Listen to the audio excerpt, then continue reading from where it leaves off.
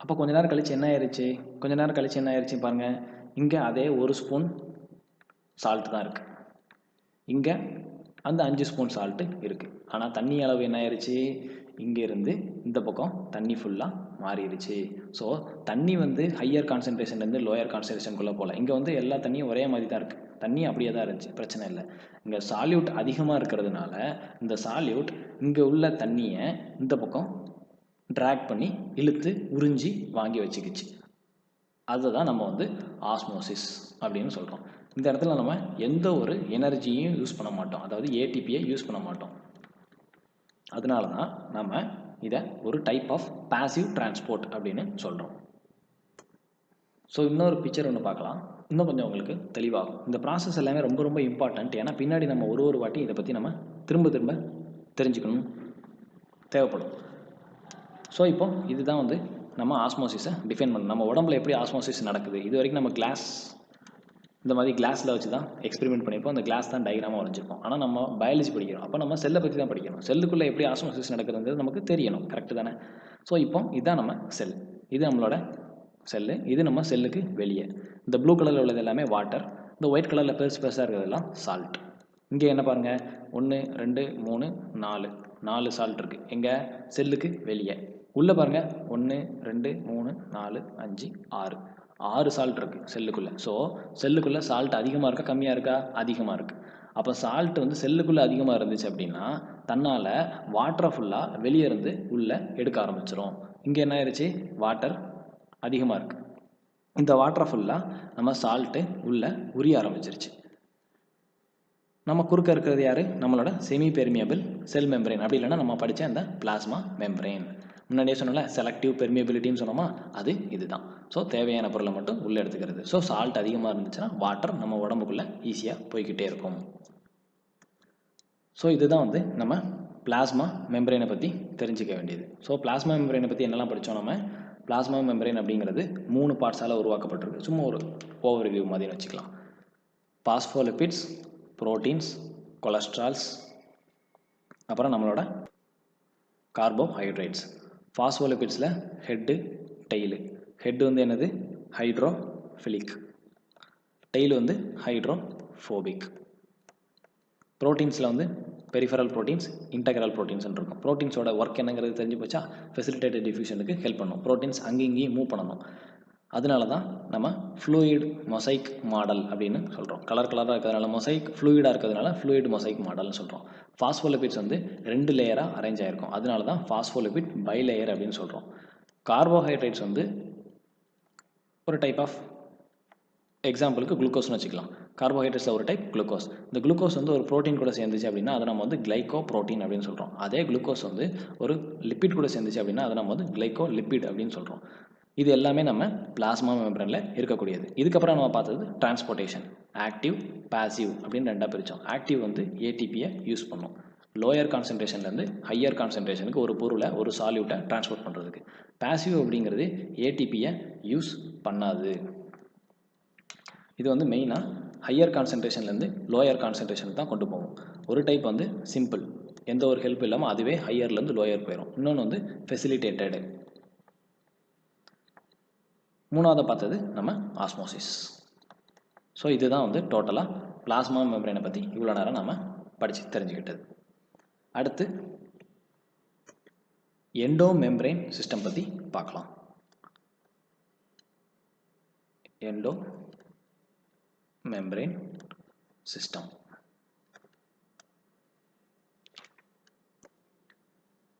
So endo membrane system, நம்ம plasma membrane பற்றி படித்தாச்சு. இப்போ நம்ம ஒரு டயக்ராம் பார்க்குறோம். இதான் நம்ம டயக்ராம். இது ஆக்சுவலாக ஒரு செல். இந்த செல்லோட 3D ஸ்ட்ரக்சர். இது ஆக்சுவலாக கொஞ்சம் உங்களுக்கு இமேஜின் பண்ணதுக்கு ஈஸியாக இருக்கும்னு சொல்லிட்டு இந்த டயக்ராம் எடுத்தேன். இப்போ இது பாருங்கள், இதுதான் நம்ம பிளாஸ்மா மெம்பரேன். ஸோ நம்ம என்ன பண்ணுறோம், பிளாஸ்மா மெம்பரேனில் phospholipid bilayer, protein, cholesterols, carbohydrates இதெல்லாம் இருக்குன்னு தெரிஞ்சு போச்சு. இதை நம்ம தாண்டிட்டோம். இது தாண்டினோடனே உள்ளே வந்தோம். இங்கே பார்த்தா ஒரே தண்ணி, இது தண்ணியாக இருக்குது. இப்போ நம்ம இந்த ஸ்ட்ரக்சர் ஃபுல்லாக படிக்கணும், ஓகேவா? இந்த தண்ணியில் இப்போ இதெல்லாம் யார், இது என்ன ஸ்ட்ரக்சர், இது என்ன ஸ்ட்ரக்சர், இது என்ன ஸ்ட்ரக்சர், இது நமக்கு நியூக்ளியஸ், ஓகே கொஞ்சம் தெரியும். ஆனால் இதுக்குள்ளே என்னென்ன இருக்குது, இது என்னது இந்த பக்கம், இது என்னது, இந்த எல்லோ கலரில் உள்ளது என்னது, இந்த கீழே கோடு கோடாக போயிட்டுருக்கு இதெல்லாம் என்னது அப்படிங்கிறத நாம் தெரிஞ்சுக்கணும். ஓகேவா? இப்போதைக்கு நம்ம எங்கே நிற்கிறோம், இந்த தண்ணிக்குள்ளே எங்கே நின்று இந்த பக்கம் பார்த்துட்ருக்கோம் என்னங்கிறத. இப்படி பார்க்கும்போது நமக்கு என்ன தெரியுதுன்னா, இந்த மாதிரி ஒரு 4 ஸ்ட்ரக்சர் இருக்குது. Endoplasmic reticulum, Golgi apparatus, lysosomes, vacuoles. இவங்க 4 பேரையும் சேர்த்து நம்ம என்ன சொல்கிறோம், எண்டோ மெம்பரேன் சிஸ்டம்னு சொல்கிறோம். இவங்க எதுக்காண்டி இவங்க 4 பேரையும் ஒன்றா சேர்த்துருக்கோம் அப்படிங்கிறது இந்த 4 பேரை பற்றி நம்ம தெரிஞ்சதுக்கப்புறமாட்டு உங்களுக்கு புரிஞ்சிடும். தன்னால் 4 பேர் என்ன வேலை பார்க்குறாங்கிறது தெரிஞ்சிச்சுன்னா நமக்கு புரிஞ்சிடும். ஸோ இதுக்கப்புறம் நான் எண்டோபிளாஸ்மிக் ரெட்டிகுலம் ER அப்படின்னு எழுதுறேன். ஸோ ஃபஸ்ட்டு நம்ம பார்க்க போகிறது இந்த எண்டோபிளாஸ்மிக் ரெட்டிகுலம் பற்றி, ER. ஓகே, இப்போ இந்த வேர்டுக்கு மீனிங் தெரியணும். எண்டோபிளாஸ்மிக், எண்டோ அப்படின்னா இன்சைடு அப்படின்னு அர்த்தம். எக்ஸிட், எக்ஸோ அப்படின்னு சொல்கிறோம்ல அதே மாதிரி. So endo. பிளாஸ்மிக் அப்படின்னு சொல்லும்போது நம்ம சைட்டோபிளாசம் இருக்குல்ல, அதுதான் நம்ம பிளாஸ்மிக் அப்படின்னு சொல்லுவோம். ஸோ சைட்டோபிளாசமுக்கு உள்ளே இருக்கக்கூடியது.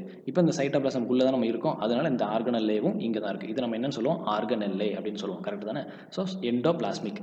ரெட்டிகுலம் அப்படின்னா என்னென்னா நெட்வொர்க், ஒரு நெட்டு மாதிரி. நம்ம நெட்வொர்க்னு சொல்கிறோம்ல, ஸ்பைடர் நெட்டு கட்டுதில்ல, அந்த மாதிரி நெட்வொர்க் மாதிரி இருக்கிறத நம்ம வந்து ரெட்டிகுலம் அப்படின்னு சொல்லுவோம். ஸோ ரெட்டிகுலம்னா நெட்வொர்க். ஸோ சைட்டோபிளாசம்குள்ள ஒரு நெட்வொர்க் மாதிரி இருக்கக்கூடிய ஒரு ஸ்ட்ரக்சர் தான் நம்ம எண்டோபிளாஸ்மிக் ரெட்டிகுலம் அப்படின்னு சொல்கிறோம். ஓகே சார், இதோட ஃபங்க்ஷன் என்ன அப்படின்னு நமக்கு தெரியணும். ஆக்சுவலாக இந்த எண்டோபிளாஸ்மிக் ரெட்டிகுலமில் 2 டைப் இருக்குது. ஒன்று வந்து ரஃப் எண்டோபிளாஸ்மிக் ரெட்டிகுலம். எதனால் ரஃப்னு வச்சாங்கன்னா, அதை மேலே மைக்ரோஸ்கோப்பில் வச்சு பார்க்கும்போது ரொம்ப ரஃப்பாக தெரிஞ்சிச்சு. இன்னொன்று வந்து ஸ்மூத்தாக இருந்துச்சு, அதனால் அதை வந்து நம்ம ஸ்மூத் எண்டோபிளாஸ்மிக் ரெட்டிகுலம் அப்படின்னு சொல்லுவோம். இது வந்து RER அப்படின்னு சொல்லுவோம், ரஃப் எண்டோபிளாஸ்மிக் ரெட்டிகுலம். இதை வந்து ஸ்மூத் எண்டோபிளாஸ்மிக் ரெட்டிகுலம் அப்படின்னு சொல்லுவோம். இப்போ இந்த ரஃப் எண்டோபிளாஸ்மிக் ரெட்டிகுலம் அப்படிங்கிறதுக்கு பிக்சர் காமிக்கும்போது உங்களுக்கு தெளிவாக தெரிஞ்சிடும் எதனால் அப்படி சொன்னோன்னு.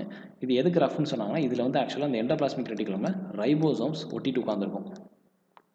இதுக்கு முன்னாடி நம்ம ரைபோசோம் படிக்கும்போது இந்த மாதிரி ஒட்டிட்டு வேறு எது கூடயாவது உட்காந்துருக்கும் அப்படின்னு படித்தோமா? இல்லை, அது தனியாக சைட்டோபிளாசமில் இருக்கும் தானே படித்தோம். 2 சப் யூனிட் இருக்கும், 70 years அப்படிலாம் படித்தோம்ல. ஆனால் இது வந்து யூகேரியோட்டிக் செல்ஸ். இதில் வந்து எப்படி இருக்கும்னா தனியாகவும் இருக்கும், இந்த மாதிரி எண்டோபிளாஸ்மிக் ரெட்டிகுலமோட அட்டாச் ஆகிட்டும் இருக்கும். இதில் இருக்கக்கூடிய ரைபோசோம் வந்து 80 years அப்படின்னு சொல்லுவோம். ரைபோசோம் பற்றி பின்னாடி பார்க்கலாம். இப்போதைக்கு ரைபோசோம் ஒட்டிட்டு இருக்கக்கூடிய அட்டாச் ஆகக்கூடிய எண்டோபிளாஸ்மிக் ரெட்டிகுலமை ரஃப் எண்டோபிளாஸ்மிக் ரெட்டிகுலம்னு சொல்லுவோம். ஸோ ரைபோசோம் இருந்தாலே அதோட ஃபங்க்ஷன் என்னது, புரோட்டீன் சிந்தசிஸ். அப்போ ரஃப் எண்டோபிளாஸ்மிக் ரெட்டிகுலமோட ஃபங்க்ஷன் என்னன்னு சொல்லலாம், புரோட்டீன் சிந்தசிஸ். ஓகே சார், அப்போ ஸ்மூத் எண்டோபிளாஸ்மிக் ரெட்டிகுலமுக்கு வாங்க. ஸ்மூத் எண்டோபிளாஸ்மிக் ரெட்டிகுலம் என்ன, ஸ்மூத்தாக இருக்குது, ரஃப்பாக இல்லை. அப்போ கண்டிப்பாக இங்கே ரைபோசோம் கிடையாது. அப்போ இது வந்து புரோட்டீன் சிந்தசைஸ் பண்ணாது. அப்போ வேறு என்ன சிந்தசைஸ் பண்ணும் அப்படின்னு கேட்டிங்கன்னா, இதுலேருந்து உருவாகக்கூடியது தான் லிபிட்ஸ். முக்கியமாக ஸ்டிராய்டு ஹார்மோன்ஸ் அப்படின்னு நம்ம உடம்புல நிறைய உண்டு.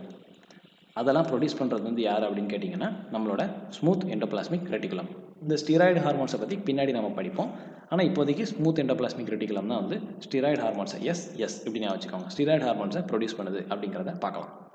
ப்ரொடியூஸ் பண்ணுதுங்கிறது நமக்கு தெரிஞ்சிருக்கும். ஓகே சார், இப்போ எண்டோபிளாஸ்மிக் ரெட்டிகுலம் புரிஞ்சிருச்சு. ஆனால் இது எங்கே போய் இருக்கும், எந்த இடத்துல இருக்கும் அப்படிங்கிறத நான் உங்களுக்கு இன்னும் சொல்லலை, இனிமேல் தான் சொல்லுவேன். ஏன்னா இது நான் சொன்னதுக்கப்புறம் மட்டும் மொத்தமாக சொன்னால் தான் உங்களுக்கு ஈஸியாக புரிஞ்சிக்கும், ஒரு நல்ல ஒரு ஐடியா கிடைக்கும். அடுத்தது நாம் படிக்க வேண்டியது கோல்கி அப்பாரட்டஸ் பற்றி. ஸோ இந்த வேர்டுக்கு மீனிங் என்ன சார், கோல்கேனா என்ன சார், அப்பாரட்டஸ்னா என்ன சார் அப்படின்னு கேட்டிங்கன்னா வேறு ஒன்றுமே கிடையாது. கோல்கே அப்படிங்கிறது ஒரு சயின்டிஸ்டோட பேர், இந்த ஆர்கனலை கண்டுபிடிச்ச சயின்டிஸ்டோட பேர். அப்பாரட்டஸ் அப்படின்னா சும்மா ஒரு அப்பாரட்டஸ்னு பேர் வச்சுருக்காங்க அதுக்கு, அவ்வளோதான். ஸோ கோல்கே அப்பாரட்டஸ் அப்படிங்கிறது ஒரு ஆர்கனல்லை. ஸோ கோல்கி அப்பாரட்டஸ் அப்படிங்கிறது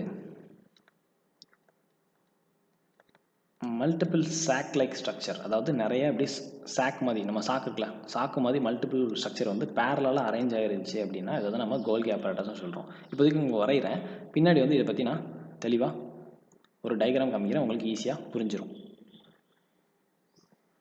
ஸோ இந்த மாதிரி ஒரு ஸ்ட்ரக்சர் வந்து இப்படி சாக்காக இருந்துச்சு, இது ஒரு சாக் இப்படிலாம் இருந்துச்சு அப்படின்னா இதை தான் நம்ம கோல்கி அப்பாரட்டஸ்னு சொல்கிறோம். இந்த சாக் எல்லாத்துக்கும் பேர் என்ன அப்படின்னு கேட்டிங்கன்னா சிஸ்டெர்னே. இதெல்லாம் எதுக்கு உங்களுக்கு ஃபஸ்ட்டே பேர் சொல்லிடுறேன்னா, இந்த பேர்லாம் உங்களுக்கு புதுசாக இருக்கும். நான் பின்னாடி டயக்ராம் வச்சு எக்ஸ்பிளைன் பண்ணும்போது இந்த பேர் உங்களுக்கு ஏற்கனவே கேட்டிங்கன்னா ஈஸியாக உங்களுக்கு புரிஞ்சிடும். அதனால தான் ஃபஸ்ட்டு இதை நடத்திட்டு அதுக்கப்புறம் டயக்ராம் வச்சு உங்களுக்கு காமிக்கிறேன். ஓகே, இப்போ நான் சொல்கிறது அப்படியே நீங்கள் பிளைண்டாக நம்பிக்கோங்க, பின்னாடி இந்த டயக்ராம் காமிக்கும்போது உங்களுக்கு தெளிவாக புரிஞ்சிடும். இந்த கோல்கி அப்பாரட்டஸ்க்கு 2 எண்டு உண்டு. இது ஒரு எண்டு, இது செகண்ட் எண்டு. இந்த ஃபஸ்ட் எண்டுக்கு பேர் என்ன அப்படின்னு கேட்டிங்கன்னா, இது வந்து நியூக்ளியஸை பார்த்துருக்கக்கூடியது, இது வந்து சிஸ் எண்ட் அப்படின்னு சொல்லுவோம். இந்த செகண்ட் எண்ட் நியூக்ளியஸ் விட்டு தள்ளி இருக்கிறது, இது வந்து டிரான்ஸ் எண்டு அப்படின்னு சொல்லுவோம். இந்த சிஸ் எண்டுக்கு இன்னொரு பேர் அப்படின்னு கேட்டிங்கன்னா ஃபார்மிங் எண்ட். ஏதோ ஒன்று புதுசாக அங்கே உருவாகிட்டு இருக்கு, அதனால இதை ஃபார்ம் அப்படின்னு சொல்லுவோம். இந்த டிரான்ஸ் எண்டுக்கு இன்னொரு பேர் என்ன அப்படின்னு கேட்டிங்கன்னா மெச்சூரிங் எண்ட். இங்கே ஏதோ ஒன்று ஃபார்ம் ஆக ஸ்டார்ட் பண்ணுது, இங்கே போக போக இது மெச்சூர் ஆயிடுது, அதனால தான் இதை வந்து மெச்சூரிங் எண்ட், அதாவது முத்துனது அப்படின்னு அர்த்தம். ஓகேவா, மெச்சூர் ஆயிடுச்சு, நல்லா வளர்ந்துருச்சு அப்படின்னு அர்த்தம். இது இப்போ தான் ஃபார்ம் பண்ண ஸ்டார்ட் ஆயிருக்கு, ஃபார்ம் ஆக ஸ்டார்ட் ஆயிருக்கு அப்படின்னு அர்த்தம். ஸோ இதுதான் இந்த 2 எண்டு. இது வந்து பாருங்கள் கான்வெக்ஸ் ஷேப்பில் இருக்கக்கூடியது, அதனால் இது இன்னொரு பேர் வந்து கான்வெக்ஸ் எண்ட் அப்படின்னு சொல்லுவாங்க. எதனால் இது கான்வெக்ஸில் இருக்குன்னா நியூக்ளியஸ் இந்த பக்கம் இருக்கும், இந்த நியூக்ளியஸை பார்த்துருக்கிறதுனால இது வந்து நியூக்ளியஸ் ஷேப்லேயே இது இந்த பக்கமாக மடங்கி இருக்கும், அதனால் இதை கான்வெக்ஸ் எண்டுன்னு சொல்லுவோம். இது வந்து கான்கேவ் ஷேப்பில் இருக்கிறதுனால இதை வந்து நம்ம கான்கேவ் எண்ட் அப்படின்னு சொல்லுவோம். இது இன்னொரு பேர். இந்த கோல்கி apparatusஓட வேலை என்ன? இப்போ எண்டோபிளாஸ்மிக் ரெட்டிகுலம்னா தெரிஞ்சு போச்சு. ரஃப் எண்டோபிளாஸ்மிக்னா ரைபோசோம் இருக்கும், புரோட்டீன் சிந்தசைஸ். ஸ்மூத்னா ரைபோசோம் இருக்காது, ஸ்டிராய்டு இல்லை லிப்பிட் சிந்தசைஸ் அப்படின்னு சொல்லியாச்சு. அப்போ கோல்கி apparatus அப்படிங்கிறதுக்கு என்ன ஃபங்க்ஷன் அப்படின்னு கேட்டிங்கன்னா, கோல்கி apparatus வந்து நம்ம செல்லோட ஒரு போஸ்ட் ஆஃபீஸ் மாதிரி. போஸ்ட் ஆஃபீஸ் என்ன பண்ணோம்? போஸ்ட் ஆஃபீஸில் நார்மலாக நம்ம ஒரு லெட்டர் கொடுப்போம். இப்போ நீங்கள் வந்து எனக்கு ஒரு லெட்டர் போடுறீங்க அப்படின்னா உங்கள் ஊர் போஸ்ட் ஆஃபீஸில் கொண்டு என்னோடய அட்ரஸ் போட்டு போடுவீங்க. எங்கள் ஊர் போஸ்ட் ஆஃபீஸ்க்கு வந்ததுக்கப்புறமாட்டு என்கிட்ட அந்த லெட்டர் வந்துடும். அதே வேலையை தான் இந்த கோல்கி apparatus பண்ணுது. நம்ம உடம்புல நிறைய ப்ரோட்டீன்ஸ், என்சைம்ஸ், ஹார்மோன்ஸ் இதெல்லாம் தேவை. இப்போ இது நம்மளோட செல். இந்த செல்லில் இந்த இடத்துல ஒரு ப்ரோட்டீன் ப்ரொடியூஸ் ஆகுதுன்னு வச்சுக்கலாம். இது நம்மளோட பக்கத்து செல். இது நம்மளோட பக்கத்து செல். இந்த செல்லுக்கு இந்த புரோட்டீன் தேவைப்படுது, இந்த ரெட் கலரில் உள்ள புரோட்டீன் இந்த செல்லுக்கு தேவைப்படுது அப்படின்னா இது ஒரு புரோட்டீன் வச்சுக்கலாம். ஸோ ஃபஸ்ட்டு புரோட்டீன் இது வந்து இந்த ரெட் கலரில் உள்ள புரோட்டீன் வந்து இந்த செல்லுக்கு தேவைப்படுது. இன்னொரு புரோட்டீன் வந்து ப்ளூ கலரில் இருக்குது, அது இந்த பக்கம் செக்ரீட் ஆகுது. இந்த புரோட்டீன் வந்து இந்த இடத்துல உள்ள ஒரு செல், இந்த இடத்துல உள்ள ஒரு ஃபேக்ட்ரிக்கு தேவைப்படுதுன்னு வச்சுக்கலாம். நம்ம உடம்புல நம்ம செல்லுக்குள்ளே நிறைய ஃபேக்ட்ரிஸ் இருக்குது, ஒரு ஆர்கனல்லையும் ஒரு ஃபேக்ட்ரின்னு வச்சுக்கோங்க. ஓகேவா, ஒரு ரூம் மாதிரி சொல்லலாம், ஒரு ஃபேக்ட்ரி. ஸோ இந்த இடத்துல உள்ளது இங்கே தேவைப்படுது. இப்போ நம்ம என்ன பண்ணணும்னா இங்கேருந்து போஸ்ட் ஆஃபீஸ் மூலியமாக இங்கே அனுப்பணும், அதே மாதிரி இங்கேருந்து போஸ்ட் ஆஃபீஸ் மூலியமாக இங்கே அனுப்பணும். இந்த வேலையை பார்க்குறது தான் நம்ம கோல்கி apparatus. இந்த கோல்கி apparatus என்ன பண்ணும் அப்படின்னு கேட்டிங்கன்னா, இந்த ப்ரோட்டீனை ஃபுல்லாக ஒரு பேக்கேஜ்குள்ளே போட்டு பேக் பண்ணிடும். ஃபார் எக்ஸாம்பிள் இதான் நம்மளை போஸ்ட் பாக்ஸ் மாதிரி இல்லை ஒரு கவர் மாதிரி வச்சுக்கலாம். இதுக்குள்ளே வந்து இந்த ப்ரோட்டீனை போட்டு பேக் பண்ணிடும் இந்த கோல்கி apparatus. பேக் பண்ணதுக்கப்புறம் மட்டும் இந்த பேக்கேஜ் பண்ண பார்ட்டிகளை இந்த செல்லுக்கு போய் டெலிவரி பண்ணிடும். இந்த வேலையை தான் நம்ம கோல்கி apparatus பார்க்குது. இப்போ இது எப்படி பேக் பண்ணுது, எப்படி இது டெலிவர் பண்ணுறதுங்கிறது நமக்கு தெரியணும். ஸோ இந்த மாதிரி பேக்கேஜ் பண்ணும்போது செல்லுக்குள்ளேயும் அது பேக்கேஜ் பண்ணி டிரான்ஸ்போர்ட் பண்ணும், செல்லுக்கு வெளியவும் அது பேக்கேஜ் பண்ணி டிரான்ஸ்போர்ட் பண்ணும். இப்படி செல்லுக்கு வெளியே டிரான்ஸ்போர்ட் பண்ணுற ப்ராசஸ் வந்து நம்ம என்ன சொல்லுவோம்னா செக்ரீஷன் அப்படின்னு சொல்லுவோம். செக்ரீஷன்னா சுரக்கிறது அப்படின்னு அர்த்தம். ஸோ செல்லை விட்டு வெளியே ஒரு பொருளை நம்ம சுரந்து வெளியே தள்ளுறோம், அதுதான் செக்ரீஷன் அப்படின்னு சொல்கிறோம். அதுவே செல்லுக்குள்ளேயே டிரான்ஸ்போர்ட் பண்ணிக்கிட்டோம் அப்படின்னா அதை வந்து இன்ட்ரா செல்லுலார் டிரான்ஸ்போர்ட்டேஷன் அப்படின்னு சொல்லுவோம். இன்ட்ரானா இன்சைடு அப்படின்னு அர்த்தம், செல்லுக்கு உள்ள, செல்லுலார்னா செல்லுக்கு உள்ள நடக்கக்கூடிய டிரான்ஸ்போர்ட். ஸோ இங்கேருந்து இங்கே தான் டிரான்ஸ்போர்ட் பண்ணுறோம், செல்லுக்குள்ளேயே தான் டிரான்ஸ்போர்ட் பண்ணுறோம். இதை நம்ம இன்ட்ரா செல்லுலார் டிரான்ஸ்போர்ட்டேஷன் சொல்லுவோம். இங்கே என்ன ஆயிடுச்சு, நம்ம இந்த செல்லிருந்து இந்த செல்லுக்கு கொண்டு போகிறோம். இதை வந்து நம்ம செக்ரீஷன் அப்படின்னு சொல்லுவோம். செல்லை விட்டு செல்லு வெளியே சுரந்து தள்ளுறோம் அப்படின்னு அர்த்தம். ஓகேவா, இதை நம்ம டயக்ராம் வச்சு பார்க்கும்போது உங்களுக்கு தெளிவாக புரிஞ்சிடும். இப்போ அந்த இடத்துல ஒரு சாக்கு பைன்னு சொல்கிறல, ஒரு பேக்கேஜ் பண்ணுறோம் அப்படின்னு சொல்கிறல, இந்த பேக்கேஜ் பண்ணக்கூடிய இந்த சாக்கு பைக்கு பேர் தான் நம்ம லெட்டரை வந்து கவரில் போடுற மாதிரி இந்த இடத்துல வந்து நம்ம அந்த பேக்கேஜ் மெட்டீரியலுக்கு பேர் என்ன அப்படின்னு கேட்டிங்கன்னா வெசிக்கல் அப்படின்னு சொல்லுவோம். ஓகேவா, வெசிக்கல் அப்படின்னா ஒரு மெம்பரைன்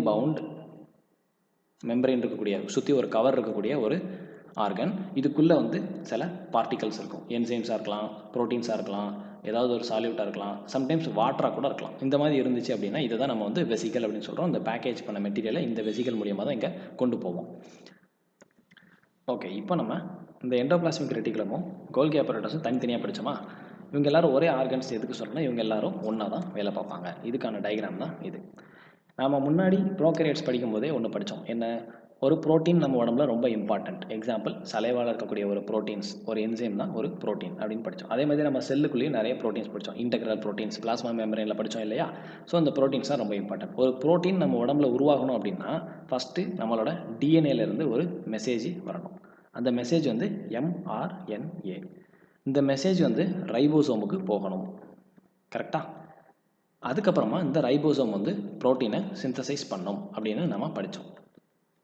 இப்போ நம்ம எண்டோபிளாஸ்மிக் ரெட்டிகுலம் படிக்கும்போது என்ன படித்தோம்? ரஃப் எண்டோபிளாஸ்மிக் ரெட்டிகுலம் அப்படின்னு ஒன்று இருக்குன்னு படிச்சுக்கிட்டோம். இப்போ இந்த mRNA எங்கேருந்து வருது? டிஎன்ஏலேருந்து. டிஎன்ஏ எங்கே இருக்குது? நியூக்ளியஸ்குள்ளே இருக்குது. நியூக்ளியஸ்குள்ளே தானே டிஎன்ஏ இருந்துச்சு. அப்போ இங்கே வாங்க, இது நம்ம செல்லுக்கு உள்ள, இது வந்து நம்ம செல் வால். இதெல்லாம் என்ன ஸ்ட்ரக்சருங்கிறது நான் உங்களுக்கு சொல்கிறேன். இது நம்மளோட செல் வால். ஓகேவா? இப்படி இருக்கக்கூடிய செல் இது. ஆக்சுவலாக இந்த இடத்த மட்டும் நம்ம ஜூம் பண்ணி பார்த்துருக்கோம். இப்போ இது வந்து நியூக்ளியஸ். இந்த நியூக்ளியஸில் தான் டிஎன்ஏ இருக்கும். இந்த டிஎன்ஏலேருந்து தான் mRNA, அதாவது மெசேஜ் கொடுக்கக்கூடிய RNA வரணும். இந்த மெசேஜ் கொடுக்கக்கூடிய RNAக்கு ஃபார் எக்ஸாம்பிள் இந்த ப்ளூ கலர் வச்சுக்கலாம். இந்த ப்ளூ கலர் RNA என்ன பண்ணும் அப்படின்னா, இந்த போர்ஸ் இருக்குது பார்த்தீங்களா, இந்த இடத்துல சின்ன சின்ன ஓட்டை இருக்கா, இதெல்லாம் பற்றி நம்ம பின்னாடி படிப்போம் தெளிவாக. இந்த ஓட்டை வழியாக இந்த இடத்துக்குள்ளே வந்துடும். இது யார் இந்த மாதிரி மேலே வந்து ரஃப்பாக அந்த குட்டி குட்டியாக உருண்டையாக ப்ளூ கலர் இருக்க, இதுவும் இவங்க பேர் தான் வந்து யார்? நம்மளோட ரஃப் எண்டோபிளாஸ்மிக் ரெட்டிகுலம். இது பாருங்கள், ஒரு சாக் மாதிரி வரிசை அப்படியே கன்வல்யூட் ஆகி வளைஞ்சு ஒரு பசில் மாதிரி இருக்குது. இதுக்கு மேலே இந்த ப்ளூ கலரில் ஒட்டிட்டு இருக்காங்க. இவங்கெல்லாம் யார்? நம்மளோட ரைபோசோம்ஸ். இவங்க எல்லாருமே ரைபோசோம்ஸ். ஸோ அந்த ரைபோசோம்ஸ் இருக்கிறதுனால தான் இது பார்க்கறதுக்கு ரஃபாக தெரியுது. இப்போ ஸ்மூத் எங்கே இருக்காங்க? இந்த பக்கம் பாருங்கள், இதில் யாருமே ரைபோசோம்ஸ் யாருமே கிடையாது. அப்போ இவங்க எல்லாருமே வந்து ஸ்மூத் எண்டோபிளாஸ்மிக் ரெட்டிகுலம். இவங்களோட ஃபங்க்ஷன் என்னது? லிப்பிடை ப்ரொடியூஸ் பண்ணுறது இல்லை செக்ரேட் பண்ணுறது. ஓகேவா? இப்போ இது ரஃப் எண்டோபிளாஸ்மிக் ரெட்டிகுலம். இப்போ இங்கேருந்து mRNA வந்துருச்சு. நம்ம கதைக்கு போவோம். இப்போ mRNA என்ன ஆகும்? இந்த ரைபோசோம்ஸ் கிட்டலாம் போகும். போயிட்டு இந்த மாதிரி எனக்கு வந்து டிஎன்ஏ வந்து ஒரு மெசேஜ் கொடுத்துருக்கு, எனக்கு வந்து ஒரு ப்ரோட்டீன் தேவை அப்படின்னு சொல்லிட்டு இந்த ரைபோசோம் எல்லாம் இந்த mRNAவை ப்ராசஸ் பண்ணோம். நம்ம முன்னாடியே பார்த்துருக்கோம் அந்த இமேஜ். ஓகேவா? ஸோ அந்த இமேஜ் பார்த்த மாதிரி அந்த mRNA 2 சப்யூனிட்டுக்குள்ளோடி போயிட்டு நிறைய ப்ரோட்டீன்ஸ் உருவாகும்.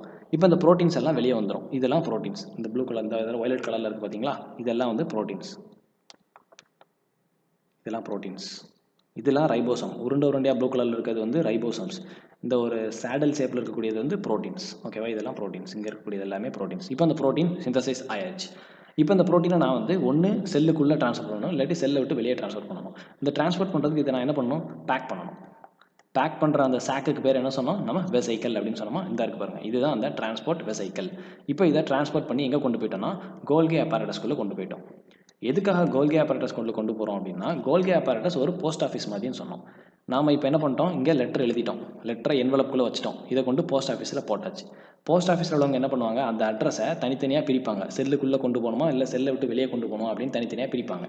பிரிச்சுட்டு இப்போ இந்த வெசைக்கிள் என்ன ஆகுது? இந்த கோல்கி apparatusக்குள்ளே ஒன்றா ஃபியூஸ் ஆயிடுச்சு. அதாவது இந்த இடம் ஓப்பன் ஆகிட்டு இது ஒன்றா ஃபியூஸ் ஆயிரும். இந்த ப்ரோட்டீன்ஸ் எல்லாம் இதுக்குள்ளே வந்துடும். அதுக்கப்புறமாட்டு இந்த கோல்கி apparatus புதுசாக ஒரு வெசைக்கிள் உருவாக்கி இந்த சாக்குக்குள்ளே, இந்த கவருக்குள்ளே வந்து இந்த ப்ரோட்டீன்ஸ் எல்லாம் வச்சுக்கும். இப்போ ஃபார் எக்ஸாம்பிள் இந்த ப்ரோட்டீன்லாம் பக்கத்து செல்லுக்கு போகணும், நம்பர் 1 அப்படிங்கிற செல்லுக்கு போகணும் அப்படின்னா இந்த வெசைக்கிள் வந்து இந்த மாதிரி வெளியே செக்ரீட் பண்ணிடும். ஒருவேளை இந்த செல்லுக்குள்ளேயே தான் இந்த ப்ரோட்டீன்லாம் போகணும் அப்படின்னா இந்த மாதிரி வெளியே செக்ரீட் பண்ணாது, இப்படி உள்ளேயே செல்லுக்குள்ளேயே இந்த இடத்துல அனுப்பி விட்ரும். ஸோ இதுதான் கோல்கி apparatusோட வேலை. கோல்கி apparatusோட வேலை என்னன்னா, அட்ரஸை கரெக்டாக செக் பண்ணி எந்த பக்கம் வெளியே கொண்டு போகணுமா இல்லை உள்ளே கொண்டு போகணுமா அப்படிங்கிறது தான் வேலை. அப்போ நம்ம முன்னாடி என்ன படித்தோம்? எண்டோ மெம்பரேன் சிஸ்டம்னு படித்தோம்.